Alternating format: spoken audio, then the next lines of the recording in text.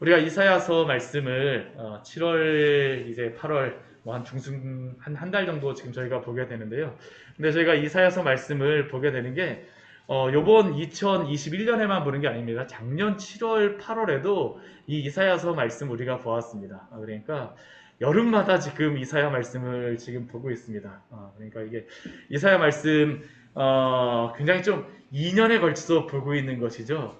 근데 이렇게 오랜 시간 말씀을 보다 보면 참 어떠냐 하면 이 선지서 말씀이라는 게 굉장히 길지 않습니까? 이사야서 말씀 같은 경우 66장씩이나 되다 보니까 참 이게 말씀을 들으면서도 이게 한 말씀이 또 말씀하는 것 같기도 하고 뭐 이게 그 선지서 말씀이 좀 이렇게 쉽지는 않습니다. 이게 스토리가 있는 그러한 말씀도 있지만 그 앞에 그 1장서부터 39장까지는 그래도 스토리를 어느 정도 가졌었지만 이 40장 이후로 나는 참 좋은 말씀도 참 많지만 이게 하나님께서 앞으로 일어날 일들에 대하여서 이렇게 말씀하시면서 반복적으로 이렇게 말씀해 주시다 보니까 이게 좀 어렵기도 하고 좀 지루한 생각이 들기도 한다라고 그렇게 생각하실 수도 있을지도 모릅니다. 그러나 이 이사야 말씀을 통하여서 하나님께서 이게 굉장히 은혜로운 말씀인 게 왜 그러냐면 이 이사야서 말씀 같은 경우에는 우리 1장서부터 66장까지로 구성이 되어 있습니다. 그렇죠? 그리고 1장서부터 39장까지의 말씀은 꼭 구약 성경과 같이 기록되어져 있어요.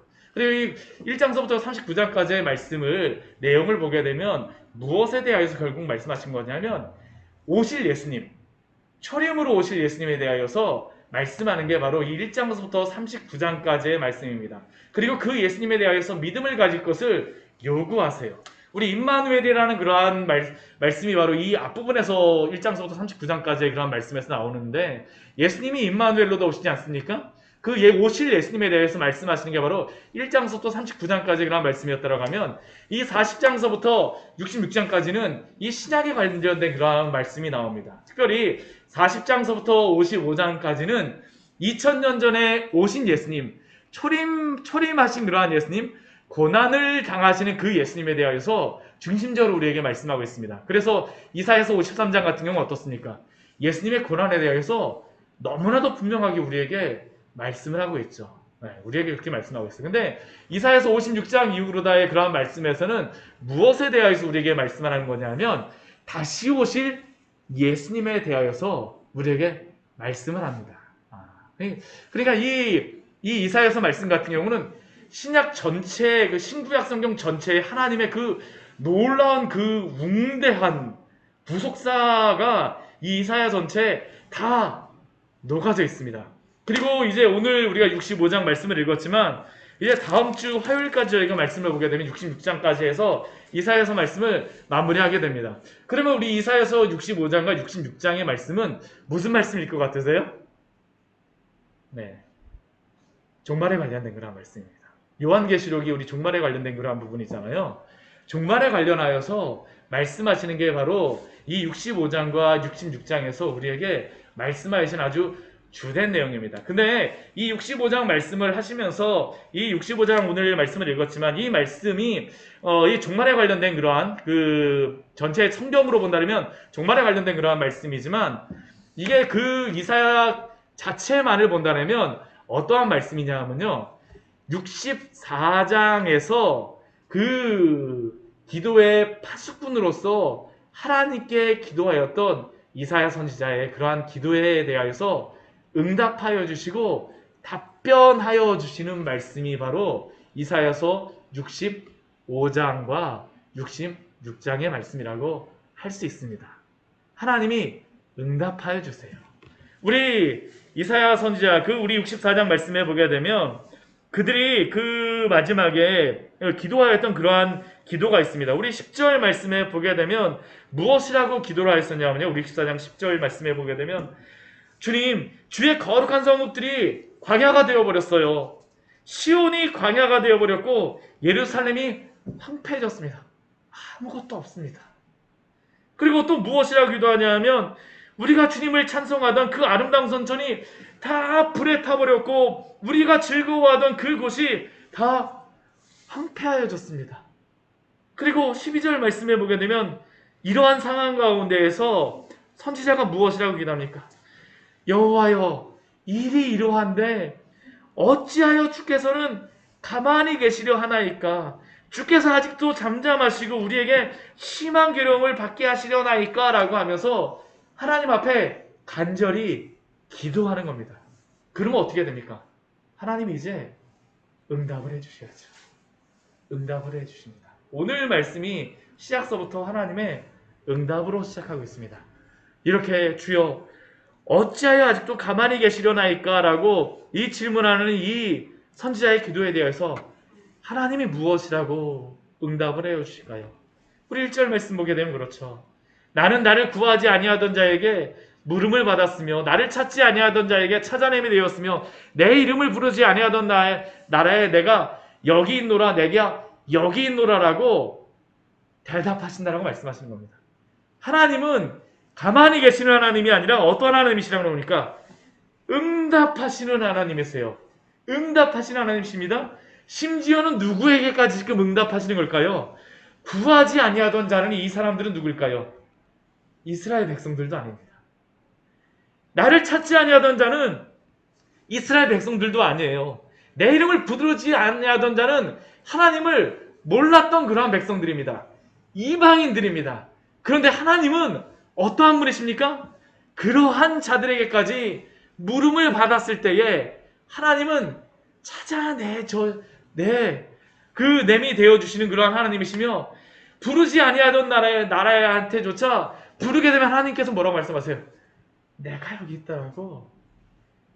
여기 있다라고 말씀하시는 하나님이시라는 겁니다. 하나님이세요. 이것이 드러난 그러한 사건이 무엇일까요? 예수 그리스도가 이 땅에 오신 것이죠. 예수님이 오시기 전까지는 이 세상에 오직 이스라엘 백성들만 하나님을 알았었죠. 그러나 예수 그리스도가 이 땅에 오시고 그를 믿는 모든 자를 그 예수 그리스도 안에서 구원하시기로 모든 일들을 다 성취하심으로 말미암아 온 세상과 민족 가운데에 복음이 전파되어지기 시작하였습니다. 이제는 이스라엘 민족이 아니라 할지라도 주여 당신이 어디 계십니까? 주님을 구하는 자에게 또한 주님을 찾는 자에게 주의 이름을 부르는 자에게 오늘도 내가 여기 있노라라고 응답하여 주시는 하나님이신 줄 믿습니다. 하나님이 바로 이렇게 응답하여 주시는 하나님이세요. 하나님은 결코 가만히 계시는 하나님이 아십니다. 가만히 계시려 하시나이까라고 기도하시지만 하나님은 가만히 계시는 하나님이 아니세요. 하나님이 세상을 이처럼 사랑하사 독생자를 주셨으니 이는 그를 믿는 자마다 멸망하지 않고 오늘도 영생을 주시는 줄 믿습니다. 결코 하나님은 이스라엘 백성들의 생각과 같이 쉬지 않으시고 주무시지 않으십니다. 분명히 지금도 그를 부르는 자에게 이방인이라 할지라도 유대인이라 할지라도 내가 여기 있노라라고 응답하시는 하나님이십니다. 우리가 이 하나님을 부르는 게 너무나도 중요해요. 우리가 하나님이 오늘도 우리에게 응답하여 주시는 것을 우리가 듣지 못하게 되면 우리는 우리의 그러한 골방에 들어가겠죠. 하나님 오늘 왜 응답하지 않으세요? 근데 하나님 어떡하실까요? 응답하십니다. 응답하여 주세요. 우리 2절 말씀 보게 되면 이렇게 질문하는 그러한 이스라엘 백성들에게 뭐라고 대답하실까요? 내가 종일 손을 펴서 자기 생각을 따라 옳지 않은 길을 걸어가는 패역한 백성들을 불렀나니 그들은 하나님이 응답하여 주시지 않는다라고 하지만 하나님은 어떻게 하세요? 하나님은 종일 손을 펴서 부르고 계시는 하나님이시라는 겁니다. 이리 와야지 오늘도 말씀하여 주세요. 이스라엘 백성들에게 오늘도 이리 오라라고 말씀하시는 그러한 하나님이시라는 겁니다. 하나님이세요. 그런데 이 이스라엘의 문제는 무엇입니까? 하나님은 집 나간 탕자를 기다리는 그러한 아버지의 비유와 같이 그 동네역에서 보시며 기다리시는데 그 아들들은 자기 생각을 따라 패역한 길, 옳지 않은 길을 가고 있는 겁니다. 우리 2절 말씀 보십시오. 자기 생각을 따라 옳지 않은 길을 걸어가는 패역한 백성들. 죄가 무엇일까요? 그것은 바로 하나님이 정하신 그 질서와 뜻에 순복하지 않고 그 순종하는 것이 아니라 내 생각이 옳다라 해갖고 내 길을 주장하는 것이 바로 죄입니다. 이것은 아담과 하와로부터 동일하죠. 그들은 하나님이 정하신 그 질서, 선악과 따먹지 말라고 하셨는데 그들은 어떻게 합니까? 임의로 모든 나무를 다 먹으라고 말씀하셨는데 그 나무들에는 별로 관심이 없어요. 선악과 따먹는 거죠. 이거 따먹고 나면 내가 탐스럽고 지혜롭게 할 만큼 너무나도 나에게 아름답게 보이는 겁니다. 그러니까 어떻게 합니까? 하나님의 그 말씀을 어기고 내가 따먹는 거죠. 하나님과 같이 되고 싶은 교만한 마음에 생각에 하나님의 질서를 따르지 않고 불순종의 길을 가는 패역한 백성의 길이 시작되어진 것입니다. 가나안에 가서의 삶도 동일합니다. 출애굽을 하고 나서도 이 이스라엘 백성들의 문제는 무엇이었을까요? 하나님이 출애굽을 하시자마자 두 가지를 주십니다. 이제 조금 있으면 이제 그 가을이 되게 되면 이제 출애굽기 말씀, 보던 말씀 이제 보게 될 텐데요. 하나님이 두 가지를 주세요. 무엇을 주시냐면 첫 번째는 십계명의 율법을 주십니다. 두 번째는 무엇을 주시냐면 성막을 짓는 그러한 방법을 주세요. 성막을 주세요. 왜 이 두 가지를 주셨을까요? 구원받은 백성은 이제 내 생각대로 살아가는 백성이 아니라는 겁니다. 하나님의 뜻에 따라서 내 생각이 아니라 하나님의 말씀에 따라서 살아가는 백성이죠. 그러니까 십계명을 주세요. 왜 성막을 주실까요? 하나님을 예배하는 자로 살아가는 것이 바로 그들을 부르신 이유라는 것입니다. 이유라는 것이에요. 그런데 이스라엘 백성들은 어떻게 했을까요? 하나님이 주시는 그 적과 끓이 흐르는 그 땅에서 하나님을 예배하며 하나님께 순종하며 살아가야 됐었는데 그렇게 살아야지만 가장 행복했기 때문에 하나님이 그것을 주셨는데 그 결과는 광야의 길에서부터 이러한 하나님의 말씀에 불순종하며 하나님을 예배하지 않고 자기의 길로 갔다라는 것이죠. 갔습니다. 그들의 죄악의 모습이 무엇일까요? 오늘 말씀을 보게 되면 이 종말에 있을 두 부류의 그러한 사람들을 보여주십니다. 그러면서도 또 한편에서는 무엇을 보여주시냐면 이 이스라엘 백성들의 죄가 무엇인가를 얽매여 있는 그 죄가 무엇인가를 보여주세요. 그들의 죄가 첫 번째 무엇입니까? 우상 숭배를 하고 있죠. 우리 3절 말씀 보십시오. 동산에서 하나님이 주신 동산입니다. 하나님을 예배하는 그러한 동산이에요. 근데 그곳에서 무엇을 할까요? 이방의 우상에게 제사하죠. 벽돌 위에서 분향을 하죠. 왜 그럴까요? 내가 성공하고 싶은 그 방식을 따라서 내가 성공하는 그러한 모습을 내가 추구하기 위하여서죠.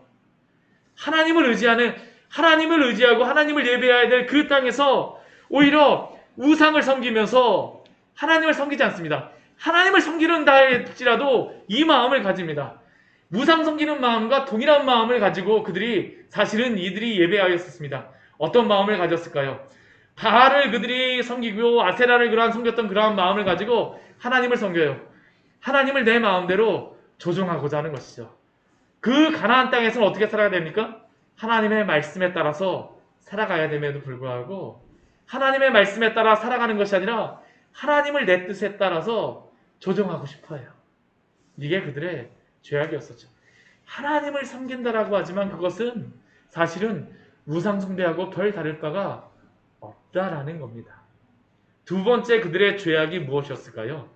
우리 4절 말씀에 보게 되면 무덤 사이에 앉으며 은밀한 처소에서 밤을 지냈다라고 이야기합니다. 왜 그들이 무덤 사이에 앉았을까요? 참 무덤 사이에 앉는다라는 게 이게 참 희한합니다. 왜 무덤 사이에 앉았을 것 같습니까? 이게 뭐냐면 접신을 행하는 겁니다. 접신이 무엇인지 아시죠? 죽은 자를 불러내고자 하는 겁니다. 죽은 자와 만나고 싶어요. 죽은 자를 통하여서 그 길을 알고 싶고자 하는 겁니다. 접신을 행하고 있어요. 또 은밀한 처소에서 밤을 보냅니다. 은밀한 처소에서 밤을 보내는 거예요. 이 은밀한 처소는 어딜까요? 우상의 그러한 산당입니다. 그곳에서 그 우상의 소리를 듣고자 하는 것이죠. 점을 보고 있는 것입니다.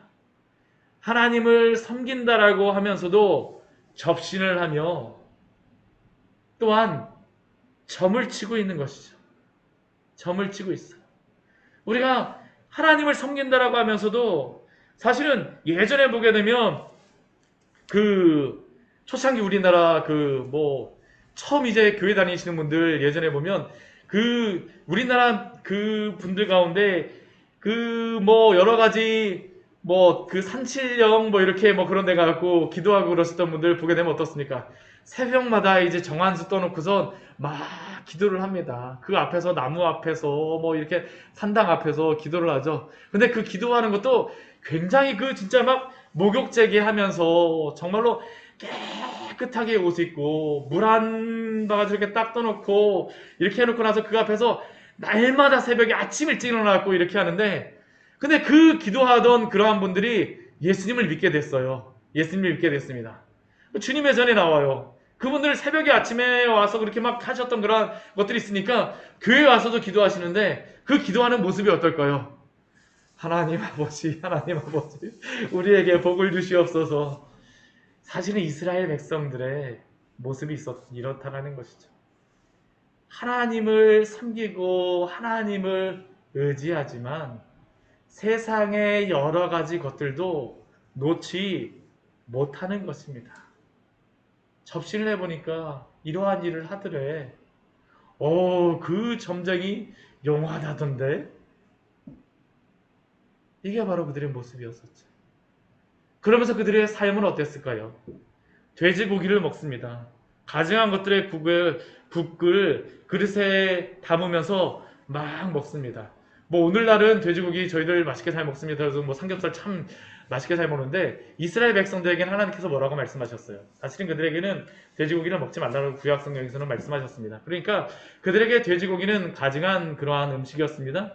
근데 그들이 어떻게 돼요? 이 돼지고기를 먹는다라고 하는 것은 그들이 우상 섬기는 곳이라던가 우상의 재물을 먹는 곳에 가고 함께 하고 있다라는 것이죠.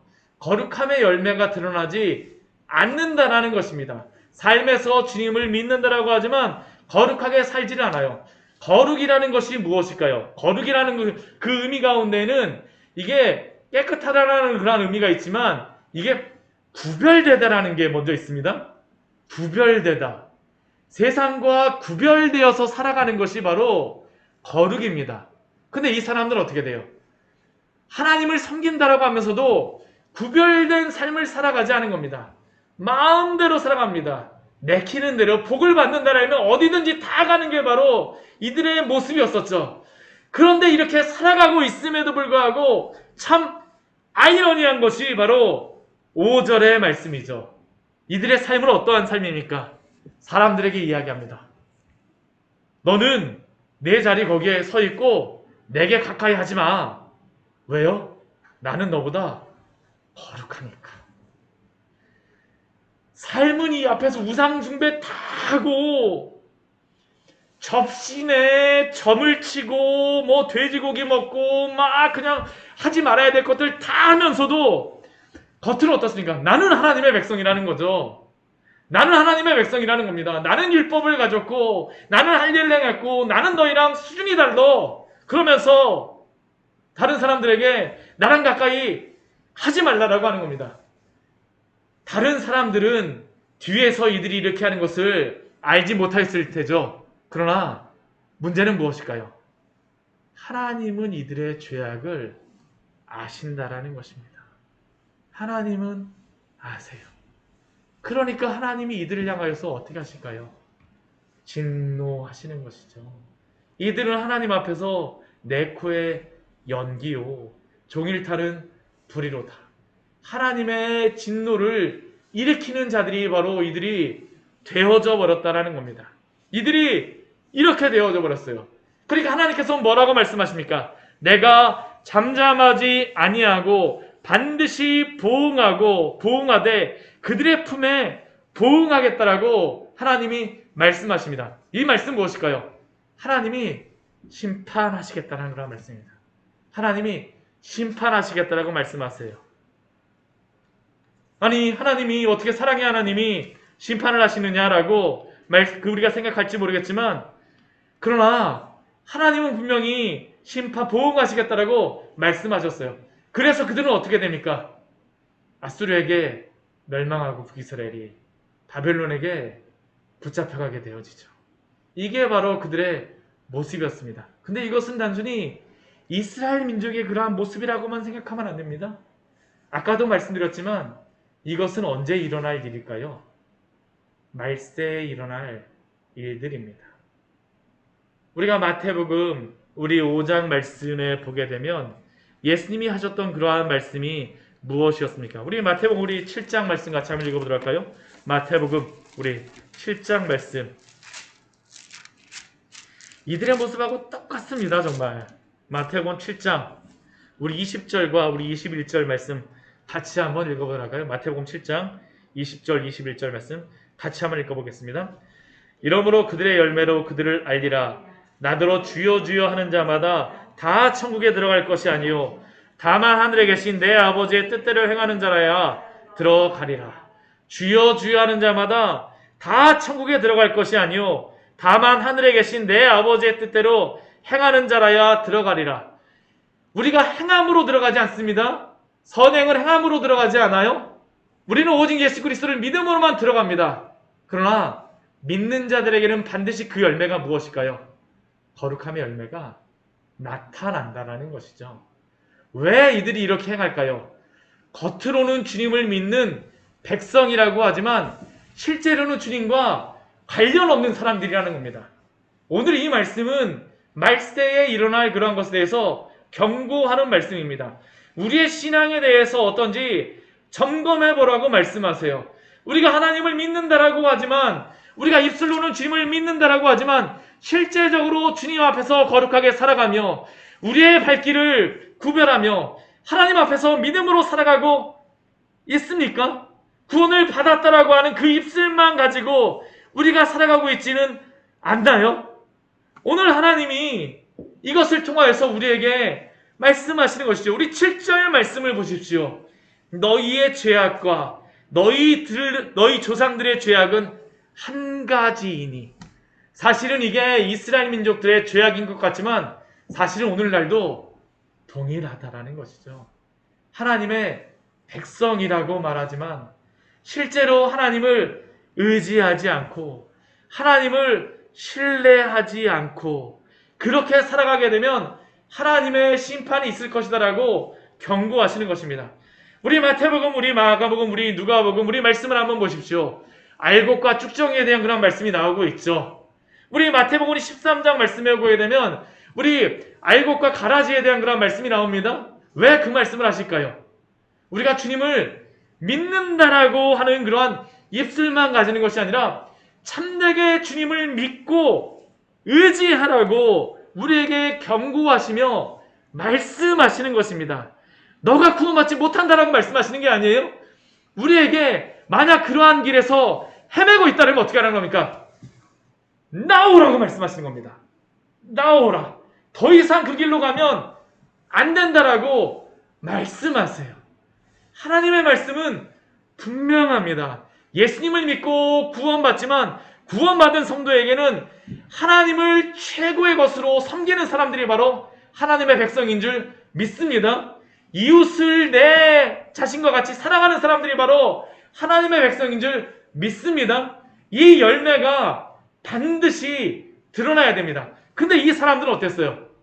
이게 없었던 것이죠. 하나님은 하나님으로 대우지 않습니다. 사람들을 향하여서는 어때요?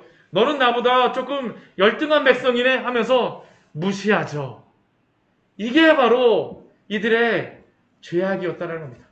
이들은 하나님의 백성이라는 그러한 명목상 그리스도인들이었을지 하나님의 백성이었을지 모르지만 실질적으로 어떻다는 겁니까?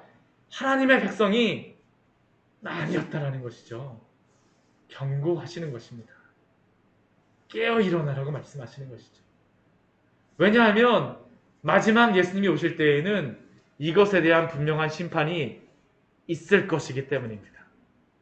분명히 여기에 대해서 심판이 있을 것이에요. 예수님을 믿으면 예수님 믿는 성도로서의 삶을 살아가야 됩니다. 내 힘을 의지하여서가 아니에요. 누구를 의지하여서요? 우리 주님 의지하여서 성령 안에서 날마다 싸워가야 되는 겁니다. 날마다 싸워가야 되는 것이에요. 그래서 성령이 우리와 함께 하시는 겁니다. 성령이 계시네, 성령이 계시네. 그게 그냥 주시는 게 아니에요.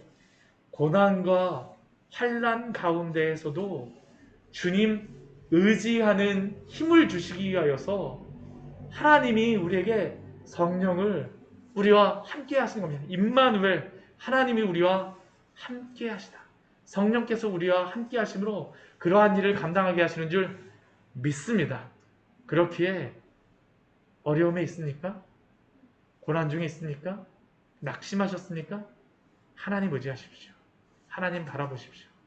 힘을 달라고 기도하세요. 우리는 그냥 그 자리에 털썩 주저앉아 있는 사람들이면 안 됩니다. 안 돼요. 안 돼요. 오늘 하나님께서 말씀하시잖아요. 그게 아니라고 우리에게 말씀하시잖아요.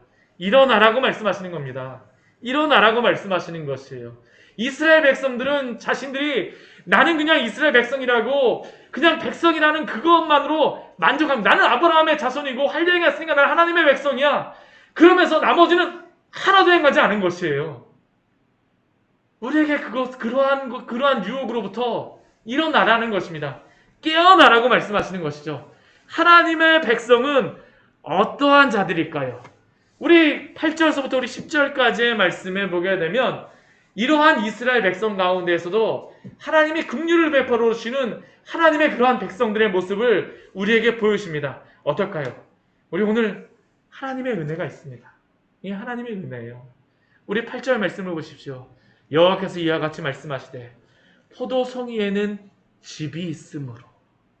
우리 앞에 우리 이사야서 63장 말씀을 보게 되면 우리 주님께서 에돔에서 붉은 옷을 입고 나오십니다. 포도주 틀에서 심판을 하시는 그러한 주님의 모습으로 나타나셨어요. 그런데 지금 여기 포도송이에 있는 이 집은 어디에 있는 것일까요? 포도주 틀에 들어가 있는 게 아닙니다. 포도주 틀에 들어가 있지 않아요. 포도송이에서 집이 막 단물들이 떨어지는 겁니다. 하나님의 택하신 자들이 이러한 하나님의 심판 가운데서도 하나님의 구원의 긍휼을 누리는 자들이 있다라는 것을 우리에게 말씀하여 주시는 것입니다. 이게 하나님의 긍휼입니다.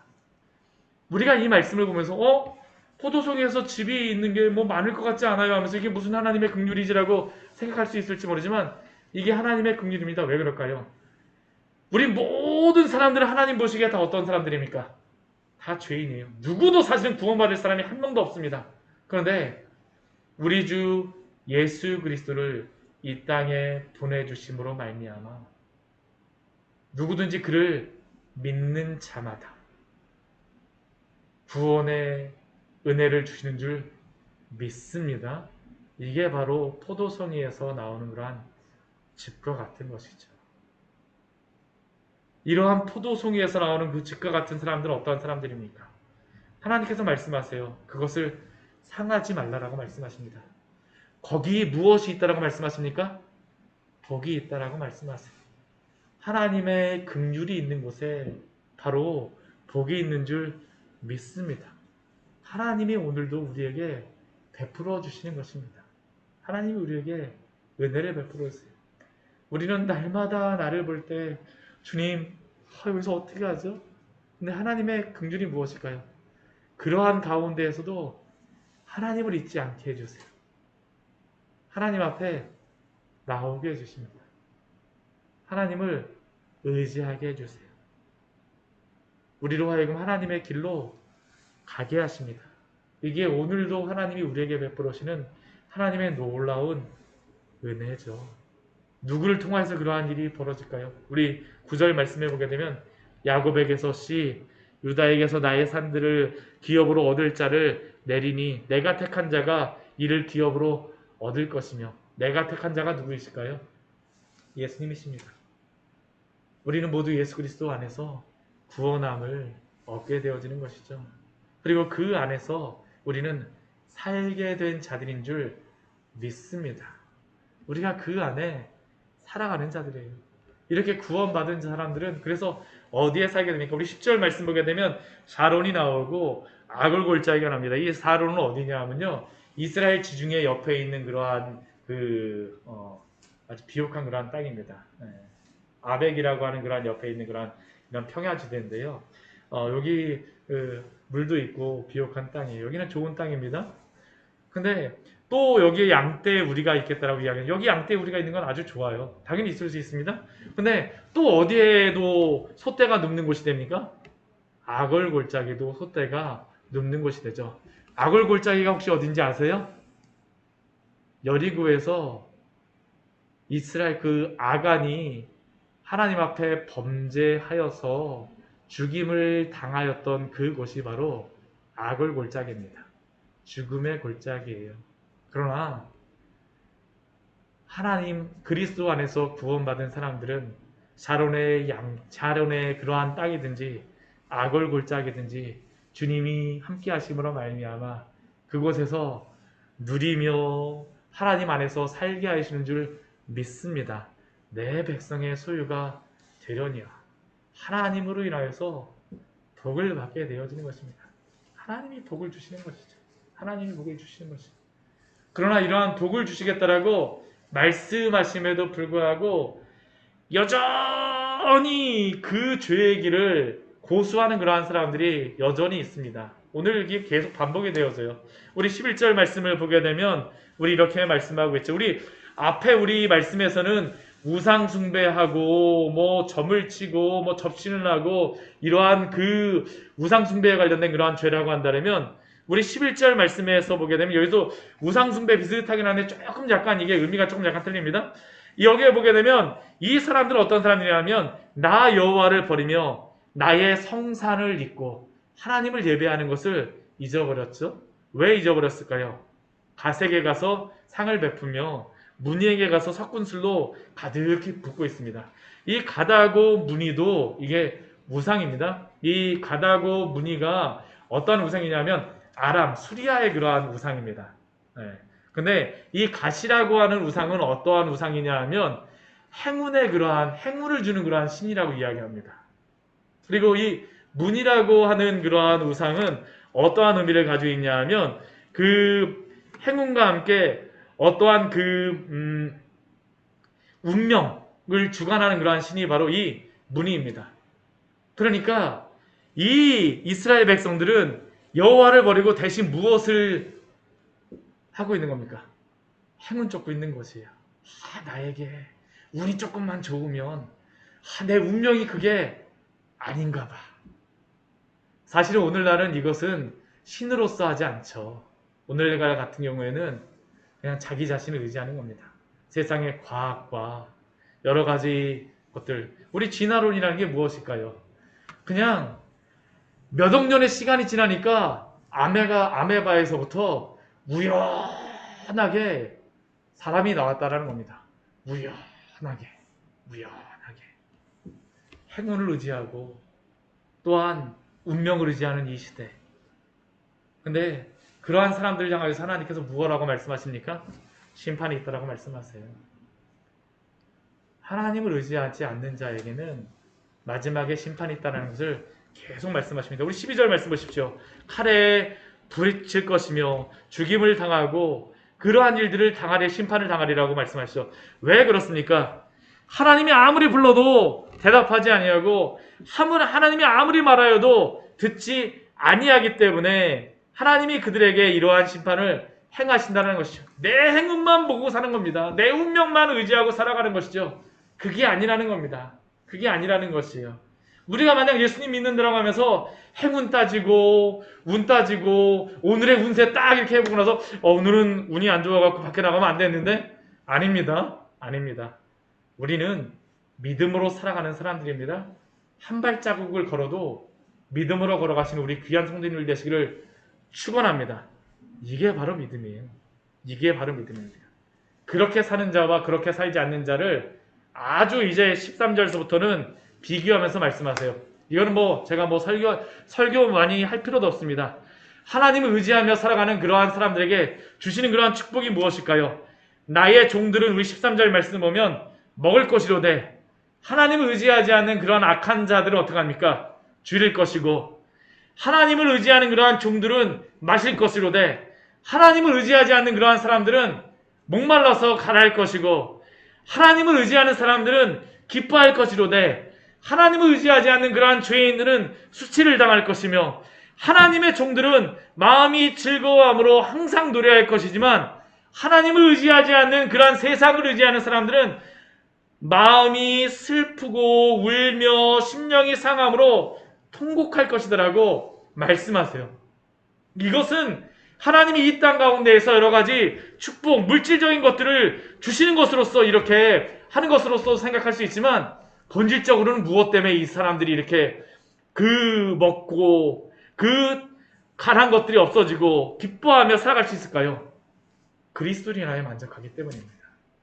사실은 이게 차이죠. 본질적으로 그리스도를 발견한 사람들은, 하나님 안에 있는 사람들은 세상에 먹을 게 많든지 없든지 주님을 의지함으로 그 영혼이 항상 풍족한 줄 믿습니다. 여러 가지 고난과 환란이 온다 할지라도 우리 주 예수 그리스도로 인해서 우리에게 계신 그 구원의 은혜가 너무나도 크기 때문에 기뻐하며 살아가는 줄 믿습니다. 여러 가지 마음의 슬픔과 심령의 상황과 통곡할 일이 생기고 많은 사람들이 나를 아프게 하는 일이 생긴다 할지라도 우리 주님 때문에 즐거워하며 노래하는 그러한 자가 될 줄 믿습니다. 주님 때문에 그런 겁니다. 주님 때문에 그래요. 이게 아주 본질적인 차이입니다. 본질적인 차이예요. 자신을 의지하는 자들이죠. 이 사람들은, 악인은 자신을 의지하는 사람들입니다. 나의 길을 가는 사람들이에요. 그 사람들은 우리 15절 말씀 보게 되면 자신의 이름을 드러내고자 합니다. 내 이름을 드러내고자 해요. 우리 이 세상에 와갖고 이름 석자 남기고 가는 게 얼마나 큰 목표입니까? 그렇죠? 역사책 한 구절 속에 이름 한 자 딱 여기 적고 가면 얼마나 큰 일을 행했다라고 생각합니까? 그런데 하나님 앞에서도 그럴까요? 아니요. 우리가 출애굽기 말씀 보십시오. 출애굽기의 그 역사가 정확하게 몇 년인지 알지는 못해요. 그 바로의 왕의 이름을 알지는 못합니다. 바로의 왕의 그 이름들이 쭉 나와 있어요. 근데도 알지는 못해요. 왜 알지는 못할까요? 하나님이 이름을 기록하시지 않으셨기 때문입니다. 모세는 하나님이 기억하셨지만, 이스라엘 백성들은 하나님이 기억하셨지만, 그 시대의 최고의 그러한 지도자였던 바로는 하나님이 기억하지 않으세요. 오히려 그 바로의 이름은 무엇이었을까요? 저주거리가 되어졌다고 이야기를 하죠. 얼마나 우리에게 어리석은 자로 지금도 우리에게 불려주고 있습니다. 얼마나 하나님의 그 크신 기적을 보면서도 하나님 앞에 회개하지 않아요. 강팍한 사람의 대명사죠. 하나님 앞에 저주거리가 되어졌어요. 그러나 하나님을 따르는 그러한 종들에게는 어떻습니까? 다른 이름을 부르리라. 하나님이 그 이름을 다른 이름으로 불러주십니다. 우리 이사야서 말씀에서는 다른 이름으로 불러주셨던 그러한 이름이 나오고 있죠. 어떤 이름이었습니까? 헵시바와 뷸라라고 하는 그러한 이름을 주셨어요. 하나님의 택하신 그러한 백성에게. 헵시바라는 그러한 이름을 무엇이었습니까? 주님, 나는 버림을 받았어요 라고 하는 그러한 이스라엘 백성에게, 아니, 나는 너를 기뻐해 라는 게 바로 헵시바라는 이름이고요. 나는 황폐한 자예요 라고 하는 그러한 이스라엘 백성에게, 아니, 너는 나의 신부야 라는 게 바로 뷸라라는 그러한 이름입니다. 너가 바로 나의 기뻐하는 그러한 신부다라는 것을 하나님의 백성들에게 그 이름으로 주셨습니다. 이게 바로 헵시바요 뷸라입니다. 사도 바울은 우리 고린도후서 말씀에 이렇게 말씀합니다. 우리 이 말씀 같이 한번 읽고 말씀을 마무리하도록 할게요. 우리 고린도후서 우리 6장 8절 우리 10절 말씀 우리 같이 한번 읽어보도록 할까요? 고린도후서 6장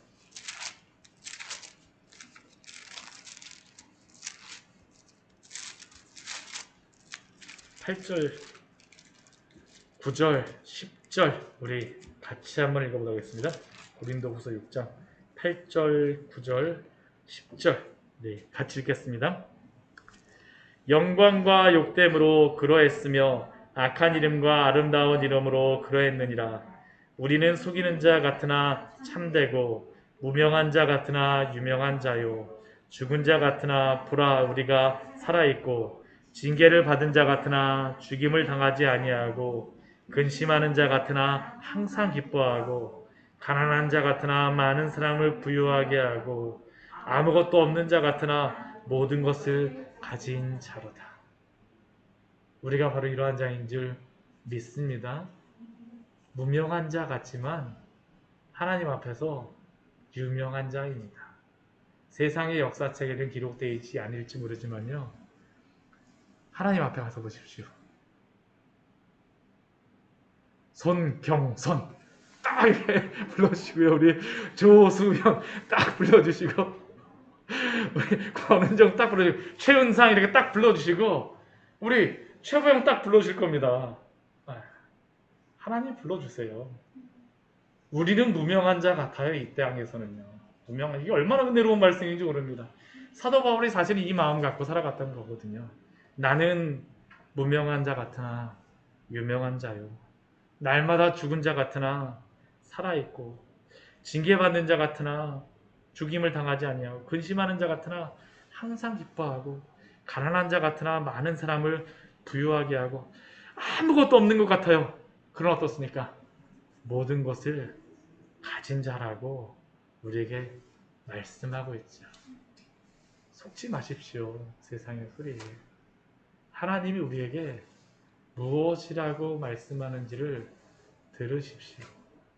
이 땅을 살아갔던 우리의 믿음의 많은 사람들이 바로 이 말씀 붙들고 살아갔었습니다. 우리 로마 시대, 우리 그때 참 얼마나 많은 박해가 있었는지 몰라요. 정말 그때 박해의 그러한 기록들을 보게 되면 어떠한 사람들은 십자가에 막 못 박혀서 막 죽었죠. 네로 황제 같은 경우는 그 십자가에 못 박힌 사람들을 가로등으로 사용을 했습니다. 얼마나 처참한 그러한 죽음을 당했습니까? 콜로세움 안에서 막 사자에 막 죽임을 당하죠. 어떤 사람들은 막 이렇게 그 얼음에다가 딱 이렇게 구멍 뚫어 놓고 그 안에다가 집어넣고 나서 너가 예수님 믿지 않는다면 살려주겠다라고 하는데, 또 어떤 사람들은 막 불타는 그러한 상황 속에서 막 정말로 화형을 당합니다. 그런데 놀라운 은혜가 무엇이었는지 아십니까? 그들이 자신들은 무명한 자 같으나 유명한 자라는 것을 분명히 알았습니다. 저는 이 고난을 당한다라고 이야기하는 게 아닙니다. 그들이 그것을 알므로 말미암아서 로마에 일어났던 일이 무엇이었었냐면요, 오히려 그 박해를 통하여서 그 박해를 보았던 많은 사람들이, 아니 저 사람들은 도대체 누구를 믿기에 저렇게 살아가는가라는 것을 많은 사람들이 보기 시작하는 겁니다. 로마가 변했어요. 주님 붙잡는 사람들 안에서 하나님이 당신의 영광을 나타내시는 겁니다. 우리가 무엇을 하는 게 중요한 게 아닙니다. 하나님 안에 있게 하시면 하나님이 오늘도 당신의 영광을 우리를 통하여서 드러내시는 줄 믿습니다. 주님이 우리를 붙들어 주십니다. 골방에 있지 마십시오. 나오세요. 주님이 우리를 사랑하십니다. 우리에게 힘주세요. 우리는 그 골방에 박혀있을 사람들 아닙니다. 나가서 골방에 있는 사람들 불러내야 될 사람들이에요. 그 일 감당하신 우리 귀한 성도님들 되시기를 축원합니다. 우리 잠시 같이 기도하도록 하겠습니다. 제가 오늘 설교가 좀 길었죠? 찬양도 있고 뭐 길었는데, 우리 잠시 기도할 때에 우리 하나님 앞에서 정말로 우리를 불러주셨습니다. 분명히 심판이 있을 것입니다. 그 심판이 두려워서 우리가 믿는 게 아닙니다. 오늘 말씀은 심판이 두려워서 믿으라는 게 아니에요. 하나님을 사랑하는 자들은 심판을 넘어선 사람들입니다.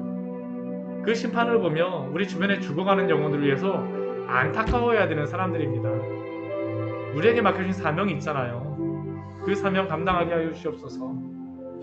우리의 이름이 높아지지 않는 것 때문에 주님이 우리를 알고 계십니다. 우리의 상황이 어려운 것 때문에 주님이 우리의 상황을 알고 계세요. 다른 사람들은 우리를 비난하고 비평하고 왜 그렇게 하느냐라고 이야기할지 모르지만 하나님은 우리를 이해하십니다.